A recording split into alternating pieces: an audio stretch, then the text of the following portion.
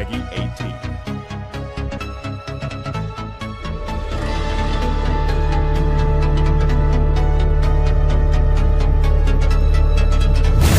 Hi everyone, I'm Roland Lesterlin, the game director for Just Cause 3, and welcome to the beautiful Mediterranean island chain of Medici. As Rico Rodriguez, you'll explore all 400 square miles of this vast open world. Right now, let's just jump straight into free fall towards the town of Alba. At Avalanche Studios, we love building huge sandbox worlds, and everything you see here on the screen you can travel to. The hills, the mountains, the beaches, you name it, what you see, you can go straight to it. The story behind Medici is that it's being held under the brutal control of the dictator General Di Ravello. And as you can see, his domineering presence can be felt throughout all the towns and the villages. Inspiring a revolution to free the people is no simple task for any ordinary citizen. But Rico is no ordinary person. With his unique tools of destruction and large arsenal of weaponry, it's entirely up to you on how you want to free the people. It can all start with toppling one of the classic symbols of General Di Ravello's rule.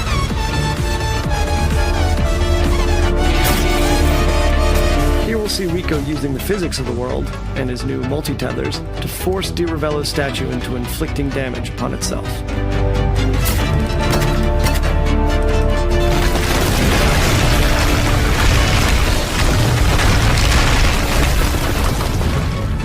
Alright, so with the statue destroyed and Di Ravello's tyrannous grip on the town of Alba no longer quite so tight, let's have a look at Rico's new upgraded grapple. As with JC2, traversal is very much at the heart of the experience. Medici is packed with activities, challenges, and opportunities for creative destruction. Now here we can see one of Di Ravello's propaganda spouting speakers, so let's make quick work of it and tear it down. Using his tethers, Rico is able to rip chaos objects like this from their supports. And as you destroy these pieces of propaganda, you further weaken Di Ravello's influence over the area. Gas stations were so much fun in JC2, we decided that we wanted to take them out of the core chaos progression system and just allow players to destroy them as many times as they want. And our physics play to our favor as a chain reaction kicks off and the whole place goes up.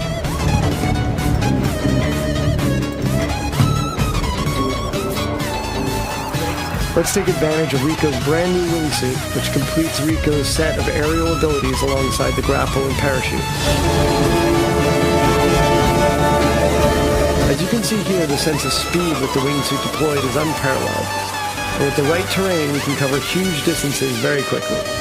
Just as with the parachute, Rico can use his grapple to pull himself along, thus giving him an additional speed boost, and have tons of fun doing it. Let's apply a little out-of-the-box thinking with one of the many airborne vehicles in the game. Rico can fly anything, so hijacking this jet really isn't an issue. And this might be a multi-million-dollar military plane, but in Rico's hands, it's a very big and expensive bullet. Alright, so we've blown up the refinery and we've seen the cascade of destruction. Now let's take to the roads in a souped-up sports car. In Just Cause 3, there are over 80 different air, land, and sea vehicles for you to drive, crash, do whatever you want with. Our driving model has been completely overhauled since Just Cause 2, giving players more control over the vehicles themselves, as well as increasing their destructibility. And of course, there are numerous race challenges for you to play that will allow you to unlock vehicle-based mods to improve your rides. We're not a racing game, so going off-road in our world can be lots of fun.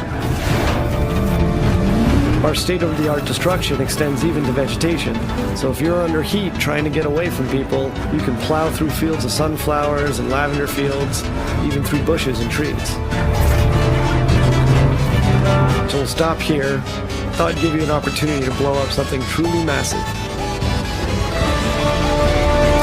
I guess we're going man versus bridge with our super powerful Hydra missiles and see what kind of damage we can cause.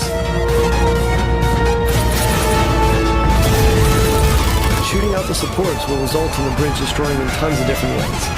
And this means you can come up with your own great action moments. And that's the core of the sandbox experience.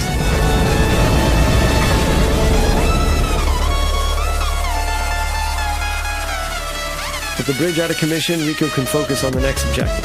And to make that a little easier, we've instituted a new rebel drop system. The Rebel Drop system allows Rico to order weapons and vehicles at a moment's notice via airdrop.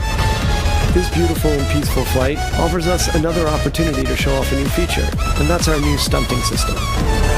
So we moved away from the specific authored points on vehicles from JC2 and allowed the player total freedom on top. So if you jump out onto the plane, you can actually walk around the plane wings themselves. And of course, the plane itself can be used as a means of destruction. Maybe we should get off the plane first.